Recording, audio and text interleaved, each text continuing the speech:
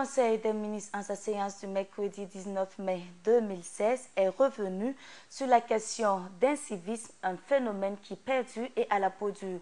Quelles ont été les réactions du gouvernement? C'est le sujet que nous vous proposons dans l'édito. Bonjour, Monsieur Dragon. Bonjour Tatiana, bonjour à tous. Alors déjà, est-ce qu'on peut revenir sur la réaction même du gouvernement en ce qui concerne l'incivisme? Disons que le gouvernement a adopté la mesure qui aura été toujours, je dirais, particulièrement celle du gouvernement, c'est-à-dire les annonces, mais dans le fond, on attend les actes concrets pour se rassurer effectivement des dispositions qui sont prises pour faire face à cet incivisme galopant donc au Burkina Faso. Alors, il faut savoir tout simplement, comme de façon classique, le gouvernement a tenu à condamner très fermement donc ces actes d'incivisme notoires qui sont enregistrés au Burkina Faso.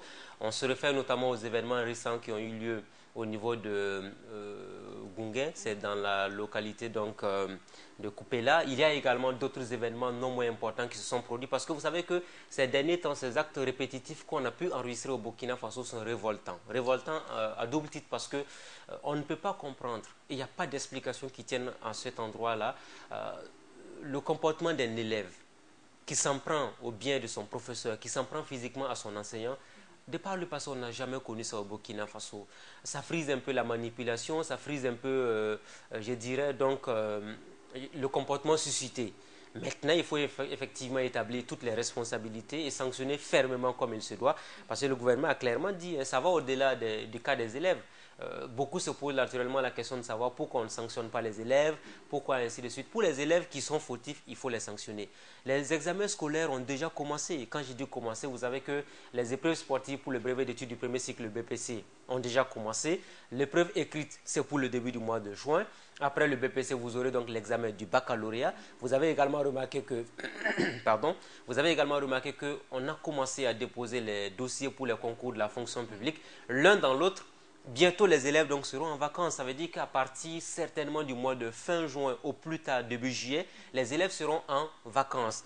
Le gouvernement aura tout le temps, je me dis, à mon humble avis en tout cas, le gouvernement aura tout le temps à partir de cette période, je dirais, des vacances, là, les 3 mois qui vont observer donc les élèves à la maison, ceux qui vont s'adonner à des activités donc, qui vont leur permettre d'avoir quelque chose pendant la période des vacances.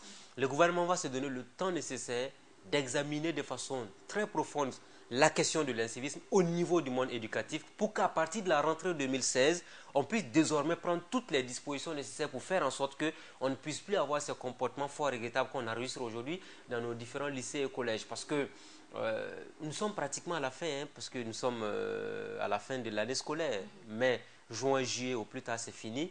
Il y aura des concours de la fonction publique également. Donc, l'un dans l'autre, on aura le temps de régler ces questions. Par contre, parlons des élections municipales maintenant. Vous savez qu'il y a la localité de Bouroum Bouroum qui a été touchée. Il y a eu également une autre localité, Zogoro, où on n'aura plus la possibilité de tenir les élections parce que le président de la Commission électorale nationale indépendante, Maître Barthélémy Kéré, l'a clairement affirmé. S'il n'y a pas la possibilité de tenir les élections dans une localité bien déterminée, on ne force pas pour aller créer des affrontements, peut-être que je qualifierais d'inutiles, entre les populations de la même localité qui ont l'obligation de vivre ensemble parce que le vivre ensemble aura été toujours leur quotidien.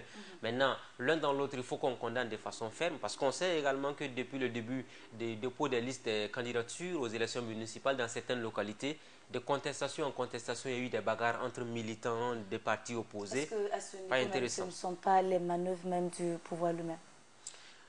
Aucun pouvoir en place n'aurait cette manie là de pouvoir, je me dis à mon humble avis, donc de créer le doute, de semer le doute ou encore le trouble au sein de la population. Non. Vous avez l'obligation d'avoir un pays stable. Parce que quand on parle indéfiniment de stabilité au Burkina Faso, il ne faut pas perdre de vue que ce n'est pas une histoire du pouvoir en place. Ce n'est pas une histoire de Roch Marc Christian Kaboré, de son gouvernement, du Parlement ou encore des ministres et autres membres d'institutions. Il y va de l'avenir de toute la nation. Aujourd'hui, nous sommes en train d'amorcer un virage important de notre histoire. Nous sommes en train d'aller dans une véritable démocratie avec le parachèvement du processus électoral qui interviendra le 22 mai prochain. Tous les Burkinabés doivent être résolument engagés vers la stabilité, vers le combat quotidien que nous devons mener ensemble pour faire en sorte que notre pays demeure toujours dans la paix et la stabilité. Parce que le Burkina serait en paix, c'est nous tous qui gagnons. Le Burkina instable, personne ne gagnera parce que vous allez vous rendre compte que c'est parce que nous sommes dans un pays de paix qu'on arrive à opérationnaliser, par exemple, la loi 081 qui va permettre de régulariser la situation de certains fonctionnaires, pour qu'on arrive à baisser de 50 francs le prix du carburant à la pompe. Mais est-ce que vous imaginez un seul instant un pays instable, un pays où il n'y a pas de stabilité, on ne peut jamais prendre des mesures importantes pour la gouvernance du pays. Regardez par exemple, chez nous, on a baissé le prix du carburant à la pompe. Le Burkina n'est pas un pays producteur de pétrole. Au même moment, si vous suivez l'actualité, le Nigeria vient d'augmenter les prix du pétrole. Et même mieux, les syndicats nigérians ont commencé à menacer d'aller en grève parce qu'ils trouvent qu'ils sont un pays producteur de pétrole. Il n'y a pas de raison qu'on continue d'augmenter les prix du baril. Donc l'un dans l'autre, c'est donc dire que quand on prêche indéfiniment la stabilité, le retour au civisme complet à tous les niveaux, quand nous prêchons également qu'il y ait plus de démocratie, quand nous prêchons qu'il y ait une entente cordiale entre ceux qui gouvernent et ceux qui s'opposent, pour de telle sorte que l'opposition devienne une alternative qui puisse proposer, au-delà des critiques qu'on observe tous les jours, des solutions au développement du pays, à la fin, quel que soit Alpha, il y aura donc une nouvelle élection au Burkina Faso à partir de 2020.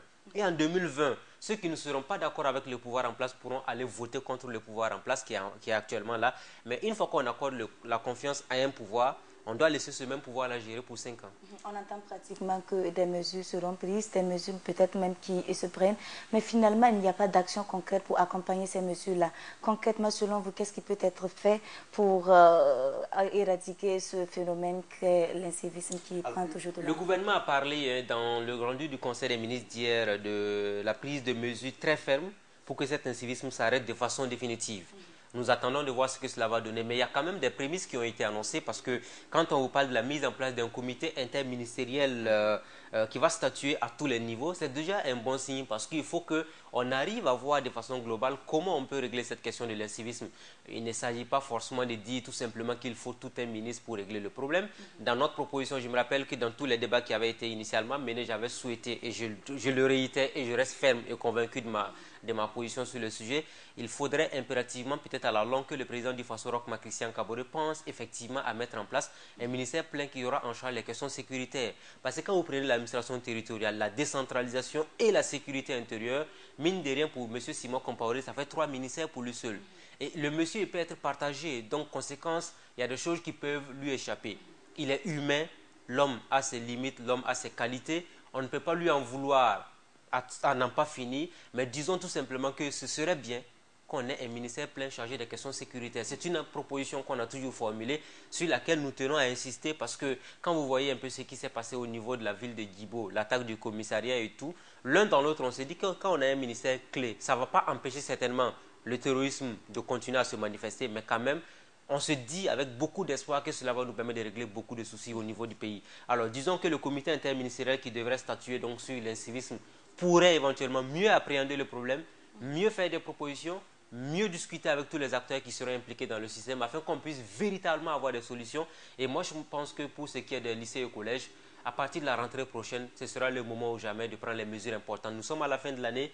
Les quelques élèves qui s'excitent par-ci, par-là, on va les laisser terminer l'année scolaire. Et à partir de septembre, on va dire c'est la fin de la récréation, allons pour une école de qualité au Burkina Faso. Des comités s'installent pratiquement chaque fois qu'il y a un événement pour statuer les faits, mais finalement on se demande si les conclusions des travaux même sont prises en compte. Écoutez, c'est une question importante que vous venez de poser. Pendant longtemps au Burkina Faso, on a constaté que les rapports ont passé tout le temps dormi dans les tiroirs. Allons-nous continuer indéfiniment à avoir des documents qui vont dormir dans les tiroirs? Je ne pense pas. À mon humble avis, je me dis que face à l'urgence, face également à la nécessité de stabiliser le pays de telle sorte qu'on puisse véritablement orienter toutes nos actions vers le développement et la relance économique du pays, il n'y a pas raison de dire qu'on va prendre des documents pour les déposer encore dans des tiroirs. Le comité interministériel qui sera mis en place aura pour rôle uniquement de statuer à tous les niveaux pour faire en sorte que les décisions de ce conseil-là soient appliquées dans la rigueur. Ça, c'est très simple. Ça veut dire que le comité aura à faire des propositions.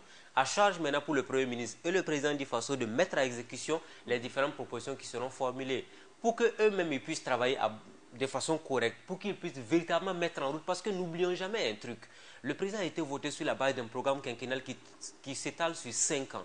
On n'est qu'à quelques 4 mois de l'exécution du dit programme, 4 mois sur un programme qui s'étale sur 5 ans. J'ai l'impression même que c'est une goutte d'eau dans la mer.